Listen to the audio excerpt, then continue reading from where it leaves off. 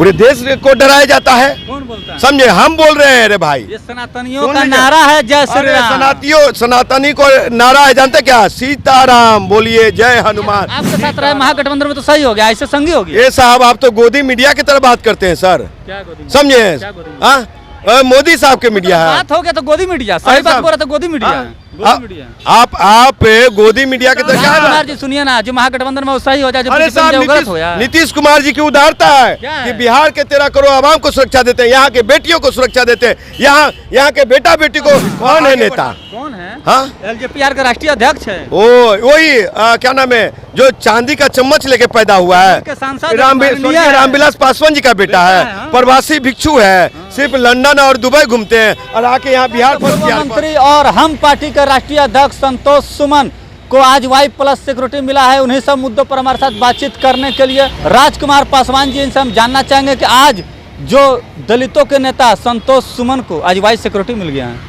कौन है दलितों का नेता? रे भाई, बिहार में दलितों का नेता मांझी। आपको गलत फहमी है क्या? मांझी का मतलब दशरथ मांझी होता है, माउंटेन मैन, कोई मांझी नहीं। आपको बता दूं कि जो जिस सुरक्षा की बात कर रहे हैं, तो सभी चैनलों पे मैंने कहा था, अब पहला व्यक्ति हूं कहने वाला कि देखिए अब इनको कुछ दिन के बाद Y+ Z+ मिल जाएगा, और वाकई में मिल गया। तो ये अब जाकर के संघ भाजपा में, समझे, हाफ निकरधारी बन गए, संघी बन गए, भाजपा में जय श्री राम बोले। और क्या दिक्कत है जय श्री राम से? संविधान को ताका पे रख दिया। जय श्री राम से क्या दिक्कत है? अरे साहब, जय श्री राम से क्या दिक्कत है? क्या दिक्कत है? संविधान खत्म करने वाला आस्था है। सुनिए, आस्था नहीं, हम सीताराम बोलते हैं, जय श्री राम नहीं बोलते हैं। जो आप बोलेंगे वही वो बोलेंगे। डराते हैं देश को जय श्री राम बोल करके। जय श्री राम से डर लगता है आपको? पूरे देश को डराया जाता है। कौन बोलता है? समझे, हम बोल रहे हैं। अरे भाई, ये सनातनियों का नारा है, जय श्री राम। सनातनी को नारा है, जानते क्या? सीताराम बोलिए, जय हनुमान, सीताराम। समझे, तो वो बोलना चाहिए। सुन लीजिए, एक दलित के बेटा को अगर Y+ सिक्योरिटी मिल गया तो क्या दिक्कत है राजकुमार को? दलित के बेटा और बेटी को लोग, मतलब सदन का उद्घाटन होता है, संसद भवन का नींव रखा जाता है, राम मंदिर का नींव रखा जाता है, कोमित साहब को बुलाया नहीं जाता, इसलिए दलित अछूत हो जाएगा। वहाँ ब्राह्मण को बुलाया जाता है। समझे साहब, जब बन के तैयार होता है तो वहाँ फीता काटने के लिए बेटी को नहीं बुलाई जाती है। कौन? द्रौपदी मुर्मू साहिबा को, क्योंकि संसद भवन अछूत हो जाएगा और भारत के संविधान को ताक पे रखा है। तो ऐसे दलित नेता लोग जिनको सिक्योरिटी मिल रहा है, उनको ढकनी भर पानी में डूब के मर जाना चाहिए। समझे कि संविधान, आपको तकलीफ है क्या? बाबा साहब, आपको तकलीफ है? बाबा साहब के संवैधानिक अधिकार के द्वारा संतोष सुमन आज उस जगह में पहुंचे हैं। नहीं तो इनकी मजाल थी क्या कि जो वर्ण व्यवस्था था, जो ब्राह्मणवादी व्यवस्था था, मनुवादी व्यवस्था थी, उसके कारण क्या बन जाते। आपको क्यों तकलीफ हो रही है? Y सिक्योरिटी मिला? तकलीफ ये हो रही है कि नरेंद्र मोदी साहब बिहार के 13 करोड़ आवाम को और 135 करोड़ आवाम को सुरक्षा नहीं दे रहे। ये सुरक्षा किसको दे रहे हैं? जो उनके हनुमान बोल रहे हैं, जो जय श्री राम बोल रहे हैं। और सुरक्षा किसको चाहिए? जनता को ना, यहाँ की बहु बेटियों को ना, यहाँ के युवा नौजवान को ना, सभी को सुरक्षा। लेकिन क्या तो सुरक्षा मिल रहा है? उपेंद्र कुशवाहा को सुरक्षा मिल रहा है, जीतन राम मांझी को, संतोष सुमन को, ये चिराग पासवान को। सब ओबीसी दलित नेता है। अच्छा, ओबीसी दलित नेता है।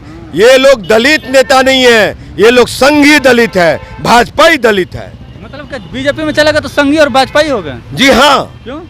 अरे साहब, आपके साथ रहे तो अच्छा, दूसरे तरफ गए तो संघी। दलित का मतलब यही लोग होता है क्या? चिराग पासवान, पशुपति कुमार पारस, जीतन राम मांझी। आपके पास रहे तो सही हो गया। नहीं है, आपके साथ रहे महागठबंधन में तो सही हो गया, ऐसे संघी हो गया। ये साहब, आप तो गोदी मीडिया की तरह बात करते हैं सर। समझे, हाँ, मोदी साहब के मीडिया है। बात हो गया तो गोदी मीडिया, सही बात बोल रहे तो गोदी मीडिया है। आप गोदी मीडिया की तरह क्या बात कर रहे हैं? गोदी मीडिया की तरफ? कहाँ गोदी मीडिया की तरफ? सुन लीजिए, सवाल कर रहे हैं ना, सवाल का जवाब दीजिए। महागठबंधन में जो है वो सही हो जाए। सुनिए ना, सुनिए राजकुमार जी सुनिए ना, जो महागठबंधन में वो सही हो जाए। नीतीश कुमार जी की उदारता है कि बिहार के 13 करोड़ आवाम को सुरक्षा देते हैं, यहाँ के बेटियों को सुरक्षा देते हैं, यहाँ के बेटा बेटी को आगे बढ़ा रहे हैं। समझ गए? तो इसलिए नीतीश कुमार जी जैसा मुख्यमंत्री जो हुए हैं, जितना जी का नाम ले रहे, चिराग जी बोल रहे हैं कि आधे नेता सुनिए ना, सुनिए राजकुमार जी, जो बोल रहे हैं नीतीश जी के आधे नेता चिराग पासवान जी के संपर्क में हैं।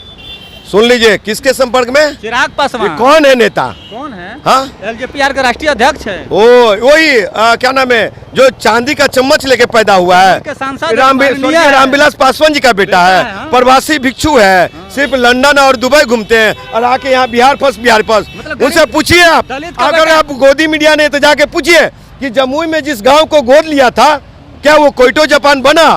हाँ, हाजीपुर। सुन लिया, हाजीपुर आ गए। किस लिए आ रहे हैं हाजीपुर? डर से, हार के डर से। वहाँ पे कौन हराएगा? इंजीनियर राजकुमार पासवान हराएगा रिकॉर्ड वोट से। राजकुमार जी का जमानत जब्त हो जाएगा। अरे साहब, आप जितना गोदी मीडिया की तरफ बात कर लीजिए, लेकिन सुनिए 2014 में रामविलास पासवान को टक्कर दिया, 2019 में पशुपति कुमार पारस को दिया, तीसरा स्थान मुझे मिला। इस बार चिराग पासवान, सुनिए, जब उसके पिताजी चाचा से नहीं डरे तो इस बार चिराग पासवान को पंजाब या दिल्ली जाना पड़ेगा। आपका जमानत जब्त हो जाएगा, उनके समर्थक कह रहे हैं। सुनिए, वो समर्थक, उनके समर्थक, चिराग पासवान के समर्थक हमारे संपर्क में हैं, समझे? उनके समर्थक और उनके कार्यकर्ताओं का बहुत कार्य करता हूं मैं। सुन लीजिए, और हाजीपुर में जाइए, मैं जहां जहां भेजूंगा वहां चिराग पासवान मुर्दाबाद नहीं देखने को मिला, चिराग का विरोधी नहीं मिला आपको, तो जो कहिएगा सो। अच्छा ये बताइए, चिराग पासवान एक दलित नेता है, अगर वो लंदन, दुबई, जापान जाते हैं तो आपको क्यों तकलीफ है? वो दलित नेता नहीं है साहब, वो समृद्ध दलित हैं। उन्होंने ही कहा था ना कि समृद्ध दलितों को, बिहार देश के समृद्ध दलितों को आरक्षण छोड़ देना चाहिए। तो उनसे बड़ा समृद्ध कौन है? सबसे पहले तो चिराग पासवान को अपना आरक्षण छोड़ना चाहिए, आरक्षित सीट से। खगड़िया से लड़ो। चिराग पासवान गलत बोला था या सही बोला था? एकदम गलत बोला, एकदम। अगर वो आरक्षण नहीं होता तो चिराग पासवान जमुई से सांसद नहीं होते, उनके पिताजी गिनीज बुक ऑफ रिकॉर्ड काम नहीं करते और 9 बार मंत्री नहीं होते, समझे?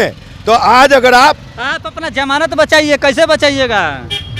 इस बार 2024 का हाजीपुर का युवा सांसद, विकास पुरुष और इंजीनियर राजकुमार पासवान। मोदी जी बच जाएंगे, आप कैसे? अरे साहब, हम भी यहाँ के महागठबंधन और नीतीश कुमार जी का हनुमान है, समझ गए हैं? बोले हैं मोदी जी। कौन? नीतीश जी बोले हैं। ये मोदी जी बोले हैं चिराग को, ना भी तो नहीं बोले हैं ना? सो घोषित, वो भी ना वो नहीं बोलेंगे। अच्छा। आप जाके पूछ लीजिए, समझ गए? और आपको बता दूं, ये पटना मेट्रो रेल को, पटना में काम हो रहा था तो सबसे पहले ये आवाज को किसने उठाया कि पटना मेट्रो रेल को हाजीपुर से जोड़ा जाना चाहिए? इंजीनियर राजकुमार पासवान। आज भी मांग करता हूं मोदी साहब, अमित साहब, कि क्या बोलते हैं कि हाजीपुर में एम्स कब होगा, समझे? कब लाइए? हाजीपुर को लोग आपसे क्यों नाराज? अरे सर, हाजीपुर में एयरपोर्ट कब बनेगा? आपसे नाराज क्यों? सुनिए, वंदे भारत से पटना से रांची क्यों? वंदे भारत हाजीपुर से वहाँ कलकत्ता क्यों नहीं, बंगाल क्यों नहीं और लखनऊ क्यों नहीं? हमारा हाजीपुर के लोग ये है क्या? ये सोचिए 24 में जमानत बचाइएगा कैसे? जमानत समर्थक कर, जमानत जब्त हो जाएगा। आप सुन लीजिए, आप सभी मीडिया कर्मियों को इनवाइट करता हूँ, निमंत्रण देता हूँ। चिराग पासवान नॉमिनेशन फाइल करेगा और मेरा नॉमिनेशन में आइएगा। किसमें कितना भीड़ रहता है वो आपको तय होगा।